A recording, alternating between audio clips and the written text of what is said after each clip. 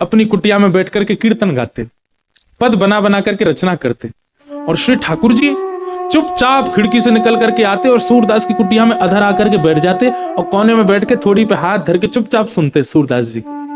एक दिन ठाकुर जी जा रहे थे राजभोग आरती के बाद, इतने में श्री जी आ गए। कहां जा रहे हो? ठाकुर जी कहीं ना, ऐसे ही जा रहा हूं डोले में। नहीं नहीं सांची बताओ कहां जा रहे हो? ठाकुर जी बोले कहीं ना, एक भक्त है वहां के पास जा रहा हूं। श्री जी बोली मैं चलूंगी फिर तो। ठाकुर जी बोले श्यामा जी आप रहने दो, आप यहीं बैठो, मैं ही अकेला हो आऊं। श्री जी बोली अगर मोए ना लेके गए तो मैं गुसाई जी से शिकायत कर दूंगी कि राजभोग के बाद तुम कहीं चले जाओ और गुसाई जी खोज करो जी कहां जा मैं। ठाकुर जी बोले श्री जी आपके चरणों में प्रणाम करूं, आप मेरे संग चल दो पर गुसाई जी से शिकायत मत करियो मेरी, लेकिन एक बात को वचन दो। मैं बोल कहा उत्थापन आरती तो पहले आमेंगे हम दोनों वापस, मां रुकवे की मत करियो बात। आप बड़ी भोरी हो, बड़ी सहज हो, और वैष्णव चाहे कितनो दीनहीन हो, कितनो भावबार हो, बाप कृपा करवे की मत सोच लियो। आपको तो मन है जाए यहाँ पे सब लुटाए दूं, सब दे दूं, ऐसे मत करियो। चुपचाप जानो, चुपचाप आनो है, और मैं इशारा कर दूं तुरंत उठ के आ जाइयो। श्री जी बोले हाँ मैं आ जाऊंगी।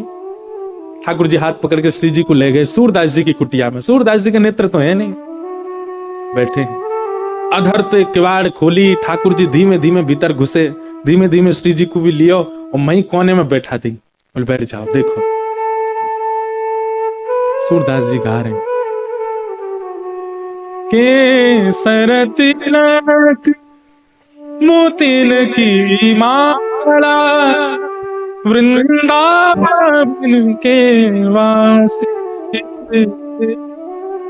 ने लगाए त्याग गए तृण शम डार गलवासी अखियां हरि दर्शन की प्यासी, हरि दर्शन की प्यासी अखियां हरि दर्शन की। ठाकुर जी बैठ के सुन रहे हैं मंद मंद, श्री जी के नेत्रन से आंसू गिर रहे हैं। ठाकुर जी धीमे धीमे पहुंचने बोले श्यामाचू हल्ला मत करियो जी, जग जाएगो और जगह को कहा मैं पकड़ लेगो, जान नहीं देगो, और फिर यहाँ पे कृपा कर दी तो फिर सवन पे करनी पड़ेगी, हमारे रो मत, बिल्कुल आराम से बैठी रहो। बोले ठीक है। अच्छा आपको क्या लगता है सूरदास जी को नहीं पता चली होगी कि ठाकुर जी आ गए? अच्छा अब तक ठाकुर जी अकेले आते थे तो यह बात मानी जा सकती है कि सूरदास जी को नहीं पता चला होगा, पर श्री जी आ गई हैं तो यह बात निश्चित है कि सूरदास जी को पता लग चुका है कि श्यामा श्याम दोनों आ गए हैं। और इस बात का प्रमाण बताएं, हमारे वृंदावन में एक सूरदास और हुए, उनने ठाकुर जी का खूब भजन किया। इतने में ठाकुर जी प्रकट है गए और प्रकट होकर के बोले अरे बाबा मैं प्रकट है गया हूं, मैं तुम्हारे सामने ठाड़ा हूं, आ जाओ मेरे हृदय पे लग जाओ। सो बाबा बोले अरे नंद के लाला मैंने जुगल की उपासना करी, तुम अकेले काहे को आए? ठाकुर जी मन में सोचे, बोले जी अंदर है या दिख तो रोना है, ऐसे कह दूंगा श्री जी आई हैं तो मान जाएगा। ठाकुर जी बोले हाँ श्री जी आई हैं, मेरे बगल में ही ठाड़ी हैं, आपको दिखना ही नहीं है, संग ही आई हैं। बाबा मंद मंद मुस्काए के बोले लाला बाबड़ा कोई और बनाइयो, श्री जी ना आई तेरे संग। ठाकुर जी बोले तुम्हें कैसे पता श्री जी ना आई? बोले लाला श्री जी आई होती ना तो अब तक मैं आंधरो ना हो, तो श्री जी तो आते ही मुंह को नेत्र प्रदान कर देती। लाला तो विचार करना पड़े कि यहाँ पे कृपा करूं ना करूं, पर श्री जी तो प्रकट है सबसे पहले मुंह को नेत्र ही प्रदान करती, वो देख ही नहीं पाती। तू तो इतनी देर तक थाड़ो थाड़ो देख रहा हूं मुझे, श्री जी ना देख पाती, वो तो तुरंत नेत्र देती। इतने में ही किशोरी जी प्रकट हो गई और किशोरी जी के प्रकट होते ही बाबा के नेत्र भी प्रकट है गए। वारी की ठाकुर जी बोले जय हो श्री जी, आपकी सत्ता भी संतन ते पता चले मुझे। तो उस कथा से, वैसे इस कथा में ये बात लिखी नहीं है, पर अभी अभी मेरे मन में व्यास मंच में बैठे बैठे आई कि उस कथा से इस कथा को जोड़ें। अब तक ठाकुर जी अकेले आते थे सूरदास जी के पास, पर आज श्री जी आई हैं, तो क्या सूरदास जी को पता नहीं चला हुआ कि श्यामा श्याम आ गए? निश्चित पता चल गया। इसीलिए आज एक विचित्र लीला हुई। क्या गाते गाते सूरदास जी ने अपनी लाठी उठाई और उठ करके अपनी कुटिया से बाहर जाने लगे। श्री जी बोली जी कहां जा रहे हो बाबा? अरे आंधरो बाबा कहीं गिर नहीं जाए, हम यहाँ के संग चलें, कहीं गिरवे वारो होगा तो बचा लेंगे। ठाकुर जी बोले मैंने पहले ही मना करी आप तुझे सब कृपा फिपा ना करनी कोई पे, और समय है गो उत्थापन को, मैं गुसाई जी मंदिर खोल देंगे, चलो जल्दी मंदिर में। श्री जी बोली ना ना बस ये जहां जा रहा हूं वहां तक यार छोड़, यहां में फिर चल देंगे मंदिर में। ठाकुर जी बोले पहले ही मना कर रहा हूं मत चलो मेरे संग, आ गई है जबरदस्ती, अब मां मंदिर में हम दोनों नहीं मिलेंगे तो श्री गुसाई जी बड़ी डांटेंगे। श्री जी पीछे पीछे चलन लगी।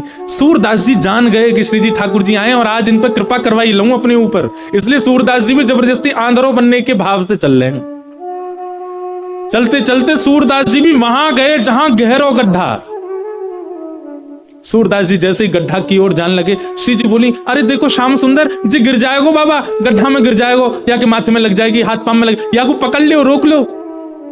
ठाकुर जी बोले श्री जी तो मेरी सौगंध पास मत जाइयो, या के जिनके नेत्र नाए हो में ना इन सबन के पास छठवीं बुद्धि होवे, जे स्पर्श करके पहचान ले कौन है कौन नहीं है, और जाने एक बार हम दोनों उनको स्पर्श कर लियो जो पहचान जाएगो कि हम कौन है। श्री जी बोली तो पता लग नंदो कौन है, कहा चलो जाएगो, अरे ना है एक पर कृपा कर दी तो घनेरे बैठे सबन पकड़नी पड़ेगी।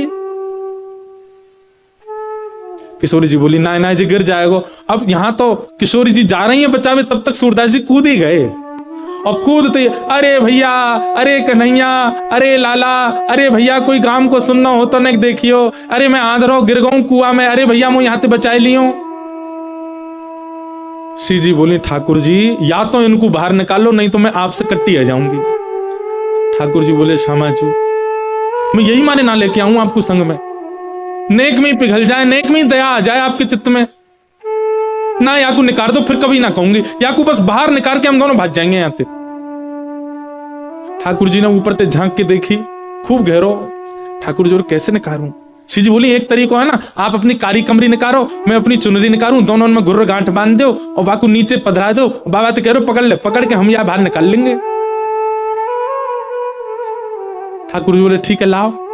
श्री जी ने अपनी चुनरी दी, ठाकुर जी ने कारी कमरी ते बांध के और नीचे वह गड्ढा में डाल दी, और ऊपर से ठाकुर जी बोले बाबा। आहा, बाबा स्वर सुनते ही सूरदास जी के तो रोम रोम कंपित हो गया, आनंदित है गए, बोले ये तो इतना मीठा स्वर तो मेरे नंदन नंदन को ही है। हाँ भैया कौन है? अरे बाबा मैं यही गांव को छोड़ा हूं, मैं अभी आवाज सुनाई दी, बाबा मैंने अपनो पटका नीचे डाल दिया, पकड़ लियो, आ जाओ ऊपर को। सूरदास हाँ भैया कहां को ऊपर जाइए, पकड़ लो। सूरदास जी ने जैसे ही पकड़ी और पकड़ करके महाराज जैसे ही अपने मुख के पास लियो तो इत्र की सुगंधी, आज सुबह श्रृंगार दर्शन में गुसाई जी ने जो इत्र को फोआ दियो वही की सुगंधी और पटका की सुगंधी मिल रही है, मानो सूरदास जी को और पता चल गई ये तो श्याम सुंदर ही है।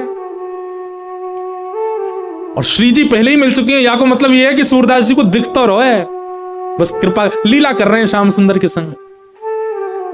सूरदास जी ने पटका पकड़ो, यहां ठाकुर जी पटका खींच रहे हैं और ठाकुर जी को श्री जी खींच रही हैं, श्री जी ठाकुर जी को खींच रही हैं, ठाकुर जी पटका को खींच रहे हैं, पटका पकड़ के सूरदास ऊपर आ रहे हैं। कैसी कृपा सूरदास के ऊपर। सूरदास जी मन मन सोच रहे हैं, बोले आज ये कहीं निकल के नहीं भाग जाए मेरे हाथ से। और ठाकुर जी क्यों लग रही बाबा जैसे ही निकले हम भागे यहां से। सूरदास जी जैसे ही बाहर आए, बाहर आते सूरदास जी ने ऐसा नाटक किया जैसे उन्हें ठोकर लग गई, और ठोकर लगते जैसे ही गिरन लगे ठाकुर जी की ओर, ठाकुर जी तो किनारे आ गए, श्री जी के चरणन में जाके गिरे सीधे और चरण पकड़ लिए कस के। अब जैसे ही चरण पकड़े सूरदास जी ने, ठाकुर जी ने श्री जी को हाथ पकड़ करके जोड़ते खींची तो सूरदास जी के हाथ में किशोरी जी की नूपुर रह गई, और किशोरी जी को लेकर ठाकुर जी भाजे, वो जल्दी चलो बाबा पकड़ ले को। सूरदास जी बोले अरे भैया कहां को चलोगो, अरे कौन सा हो रे भैया, कौन ने निकारो में। ठाकुर जी चिल्लाते जा रहे हैं बाबा मैया बुला रही फिर आऊंगो। थोड़ी दूर जाके श्री जी बोली ठाकुर जी मेरा एक नूपुर है, दूसरा नूपुर मिलना है रो। ठाकुर जी बोले दूसरा ले आऊंगो, अब चलो जल्दी। अरे ना है वो सामान्य नहीं है, इंद्र ने समर्पित कियो, वो कौन से हाथी के दांतन से बनो भयो नूपुर है, और मेरा बड़ा प्रिय नूपुर है, मुझको तो अभी चाहिए। ठाकुर जी बोले अब ढूंढो कहां जाऊं बाकू, वहीं चलो बाबा के पास ही पड़ो होगो, बाबा ने मेरे पामन में गिर गो है सके तब खुल के गिर गो हो। ठाकुर जी लौट के आए, खूब कहते श्री जी दूसरा दिलाए दूंगा, ना मुंह तो वही चाहिए। वास्तव में तो ये श्री जी और सूरदास जी की आपस की मिली भगत है, ठाकुर जी तो बीच में आनंद दिल ले रहे हैं, ठाकुर जी को तो बीच में परेशान किए जा रहा हो, आनंद तो श्री जी और सूरदास जी ले रहे हैं। ठाकुर जी कहे बाबा अरे भैया तू आगो, अरे मैं जो कह रहा हूं मेरी एक सखी आई संग में, बाको नूपुर यहीं गिर गो, आपने देखो। सूरदास जी अपने बगल में दबा के बैठे। सूरदास जी बोले ना लाला मैंने तो ना देखो, बाबा आपके हाथ में लगता रहो बगल में, यही तो है मेरी सखी को नूपुर। अच्छा जे बोले हाँ ये, अरे जे तुम अभी अभी मिलो यहाँ पे, बाबा दे दो ना, मेरी सखी को नूपुर है। लाला जे नूपुर अगर मैंने तोय दे दियो और कहीं बाद में कोई सखी वास्तव में आके मुझे बोली बाबा मेरो नूपुर देखो का, मैं कैसे पहचानूं कि वो सखी तेरे संग है? मेरे पास आंख तो है ना, मुझे दिख तो रोना है। तो बाबा हम कहते रहे कि नूपुर हमारा, बोले कहवे ते का होवे, एक नूपुर मेरे पास है तो निश्चित है दूसरा तुम्हारे पास ही होगा, दूसरे नूपुर की पहचान करा दो तो पहले दे दूंगा। ठाकुर जी बोले पहचान कैसे होगी? बोले अपनी सखी तक है, अपने पाम आगे करेगी, मैं जैसे स्पर्श करके देख लूंगा कि हाँ ये नूपुर एक ही है तो मैं दूसरा पहना दूंगा। ठाकुर जी बोले मैं सब समझ रहा हूं, जे बाबा पाम छुए के चक्कर में पकड़ ले को कसके हो जाओगे, अब ना जान दूंगा, और फिर क्या करेंगे हम?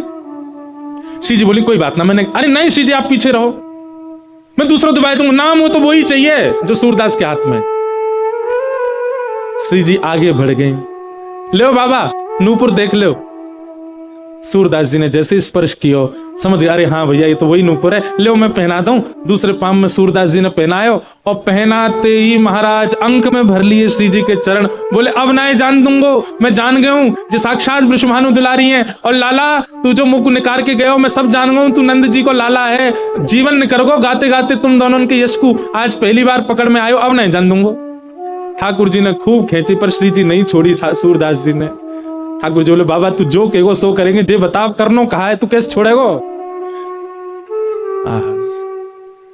बसो मोरे नैनन में यह जोड़ी, बसो मोरे नैनन में यह। सूरदास जी कह रहे हैं मैं नेत्रन से आंध रहूं, मुंह दिखे ना है, पर मैं आपसे एक ही वरदान चाहूं, मेरे एक नेत्र में सदा श्री जी और दूसरे नेत्र में सदा आप विराजमान है जाओ, आपके नित्य दर्शन मुख को होयो करें, बस यही वरदान दे दो।